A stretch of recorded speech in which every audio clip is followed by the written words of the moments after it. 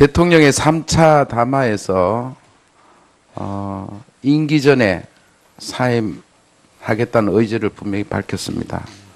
그리고 조기 퇴진하면서 국정의 혼란과 공백을 최소화해달라고 우리 국민들에게 호소하고 국회에 위임을 했습니다. 우리 새누리당은 이후 당론으로 4월 퇴임 6월 대선이라는 일정을 당론으로 채택을 했습니다. 이 같은 사실을 아마 대통령께서도 충분히 아시리라 보는데 지금 우리 새누리 당론에 대해서 대통령의 뜻이 무엇인가 우리 비서실장님 한번 말씀 좀 해주시죠. 아까 누누이 말씀드렸지만 우리 대통령께서도 대통령이자 새누리당의 당원이십니다. 그리고 그렇기 때문에 새누리당의 당론을 존중하고 그 방향으로 수용하실 겁니다. 지금 추가로 대통령께서 준비하시는 담화나 아니면 기자회견을 통해서 소상하게 좀 얘기하시는 시간을 우리 9일 전에 그런 계획이 있으신지 궁금합니다. 아직은 그런 구체적인 말씀을 드릴 수는 없고요. 중요한 그 결단을 내리실 거라고 말씀을 드릴 수 있습니다. 그럼 7월 9일, 우리 12월 9일 전에 새로운 결단의 표현이 있으실 거다 이렇게 이해를 하면 맞습니까? 지금 말씀드린 대로 조기 퇴진에 대해서는 네. 당원으로서의 또 당론을 결정한 것을 수용하신다 하는 걸 말씀드릴 수가 있겠습니다. 예. 우리 청와대 출입 경호차장님, 네. 전 존경하는 우리 황영철 의원님 말씀에 많이 공감을 하고 있습니다. 청와대 보안 업무 내규라는 것조차도 아마 비밀 규정으로 제가 알고 있는데, 아까 보안 인사라 그랬습니까? 보안 손님. 대통령 접견 인사의 경우 출입증을 폐용치 아니하고 별도로 이렇게 출입을 하고 있는 거죠. 맞습니까? 이 자리에서 상세히 말씀을 드리는 것은 좀 경호기법상의 문제가 있기 때문에 그 상세한 답변은 드릴 수가 없습니다. 그러니까 네. 쉽게 말해서 저는 이렇게 물어보겠습니다. 그러면 특히 부속실에서 경호실에 사전에 출입 협조를 요청한 자나 차량에 대해서 출입 조치는 하고 있죠. 네. 하고 있는데 지금 보안 업무 내규상 이분들에 대해서 실명을 기재합니까 안 합니까?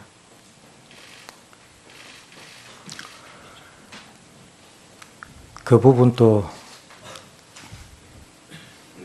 말씀드리기가 조금 어려운 상황입니다. 이게 저는 사실관계를 묻는 게 이전에 내규가 문제가 있다는 것을 제가 지적을 드리는 겁니다. 내규. 네. 규정을 반드시 고쳐야 된다. 이렇게 실명이 우리 경호실에 밝혀지지 않고 출입하는 자 아무리 대통령이 초청했다 하더라도 그 이후에 어떤 사고에 대해서 실명이 적혀 있지 않는데 그건 아니잖아요. 그래서 우선 향후 재발 방지를 위해서 규정을 바꿔야 되겠다. 바꿀 용의가 있느냐? 그걸 먼저 한번 물어봅니다. 네, 잘못된 부분에 대해서는 저희들이 검토해서 수정할 부분이 있으면 수정을 하겠습니다. 반드시 이거는 규정화를 해야 됩니다. 실명으로.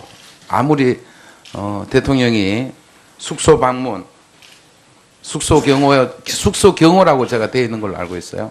숙소 경호에 대해서도 실명이 기재가 되고 경호가 차질 없도록 우선 규정이 바뀌어야 된다. 이런 말씀을 드리고요. 그렇게 긍정적으로 답변하신 걸로 듣겠습니다. 자, 우리 비서실장님, 그 관저 정치라는 말도 있죠. 관저 정치. 관저하고 우리 집무실하고 소상하게 국민들 정확하게 알려야 됩니다. 자, 관저에 있으면은 일을 안 하고 안 하는 거냐?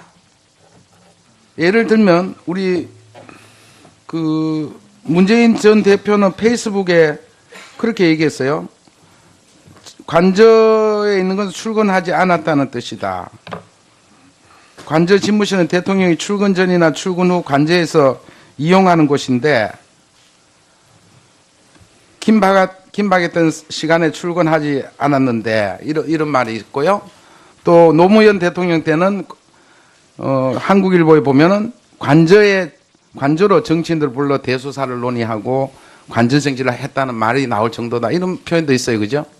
자, 그러면 정확하게 이런 기회에 국민들은 대통령이 관저에 있든 집무실에 있든 다 일을 하는 건지 관저에 있으면 쉬는 거고 일을 안 하는 건지 정확하게 한번 해명해 보세요. 네. 보통 그 관저라고 하면은 가서 이제 그 주무시고 그냥 그 숙소라고만 그 개념이 있는데 대통령의 관저는 그렇지 않습니다. 대통령이 이제 뭐 저도 그 비서실장을 2번을 해보는데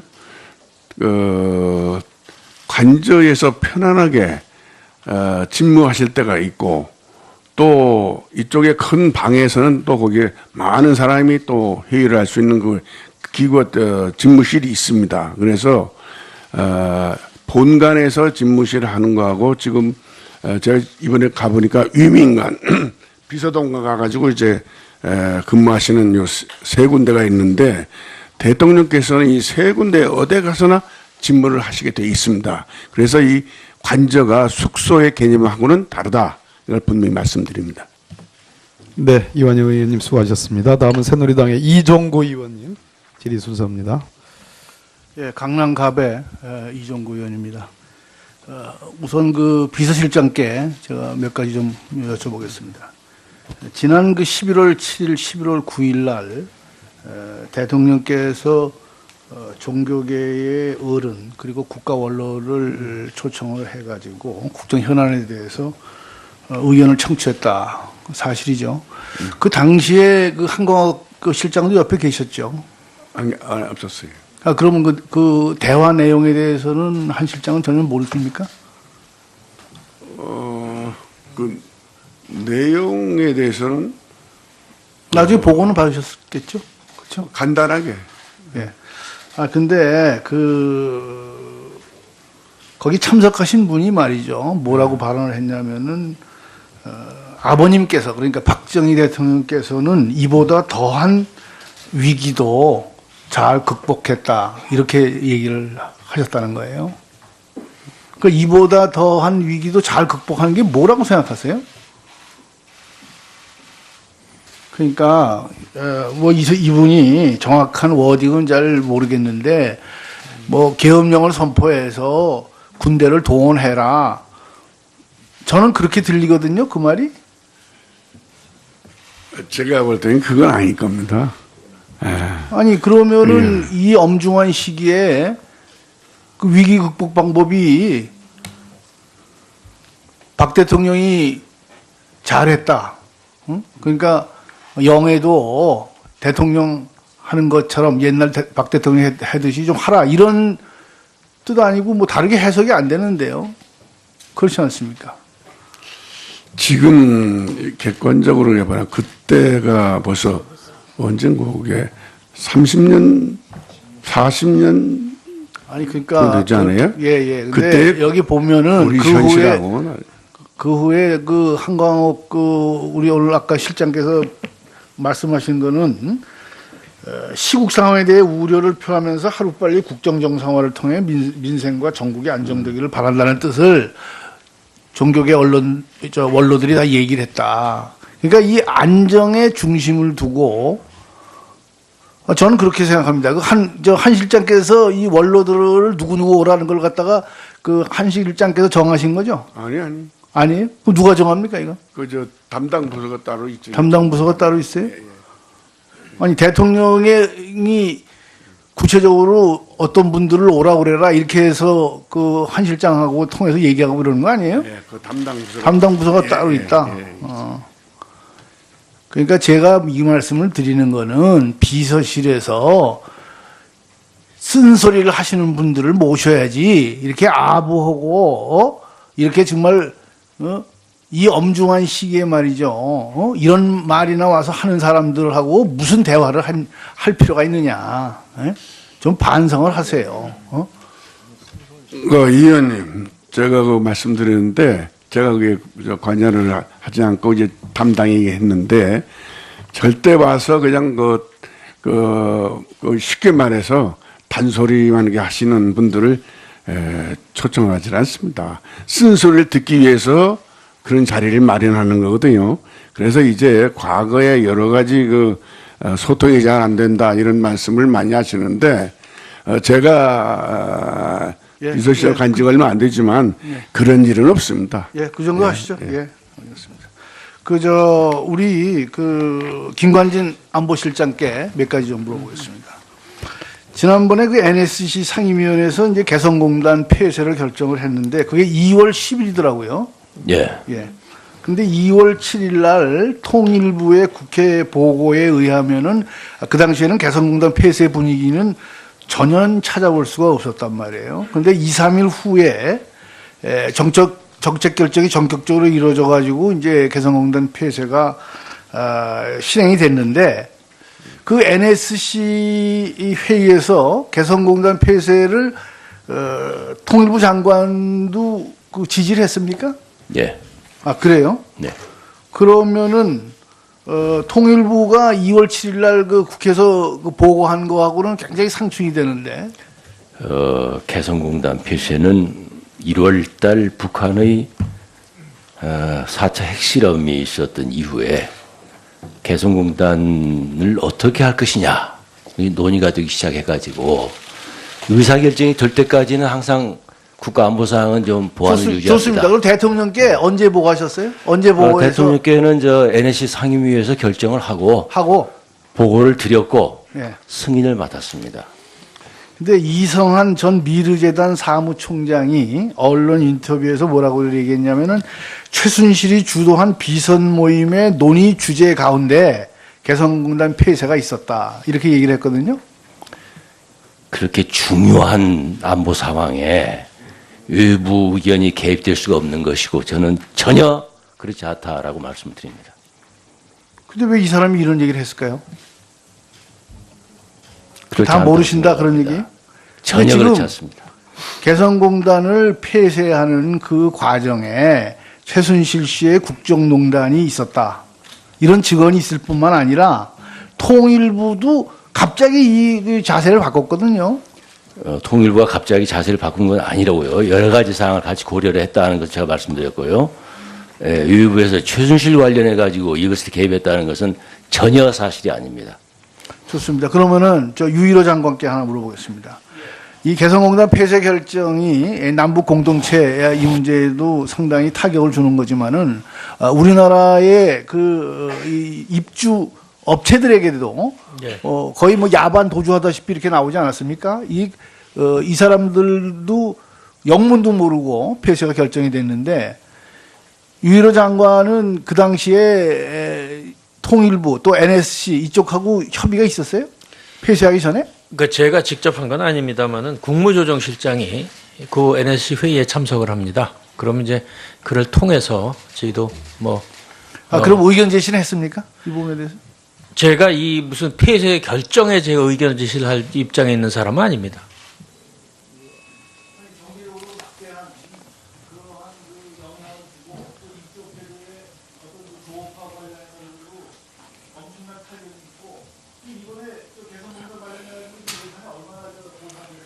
지금 정부 재정 지원액이 5,194억 원이 확정이 됐고요.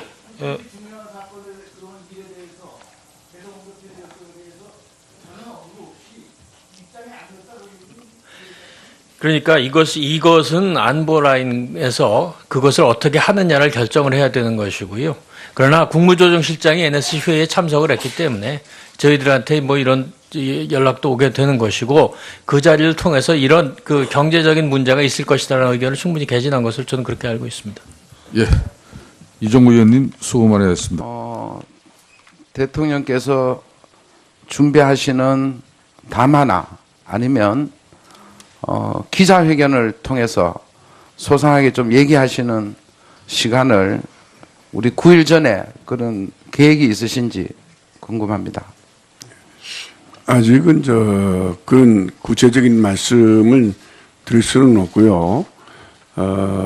중요한 그 결단을 내리실 거라고 말씀을 드릴 수 있습니다. 그 7월 9일, 우리 12월 9일 전에 새로운 결단의 표현이 있으실 거다 이렇게 이해를 하면 맞습니까? 지금 말씀드린 대로 조기 퇴진에 대해서는 네. 당원으로서의 또 당론을 결정한 것을 수용하신다 하는 걸 말씀드릴 수가 있겠습니다. 예.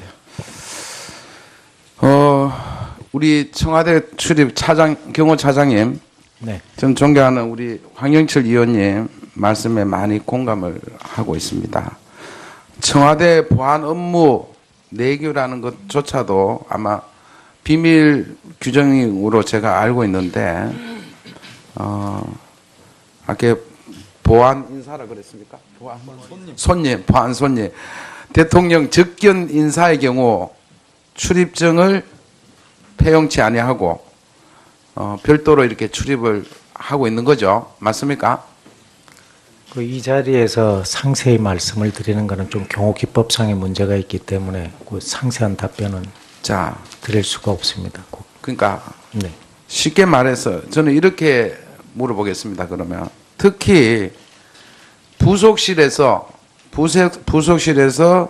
경호실에 대통령의 3차 담화에서 임기 전에 사임하겠다는 의지를 분명히 밝혔습니다.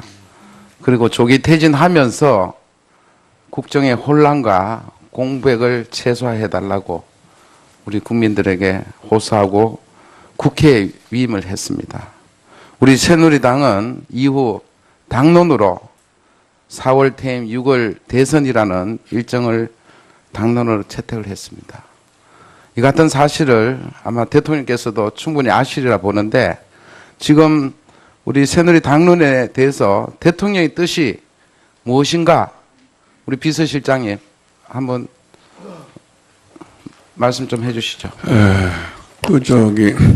아까 누누이 말씀드렸지만 우리 대통령께서도 대통령이자 새누리당의 당원이십니다. 그리고 그 때문에 새누리당의 당론을 존중하고 그 방향으로 수용하실 겁니다. 지금 추가로